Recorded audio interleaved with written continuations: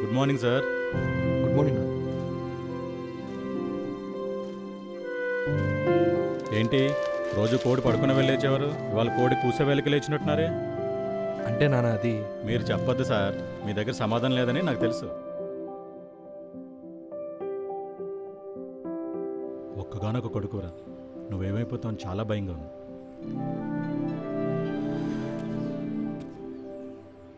ఒక్కగానొక్క కొడుకుని కాబట్టే మీకోసం ఇది చేయాలని ఆశ నాన్న.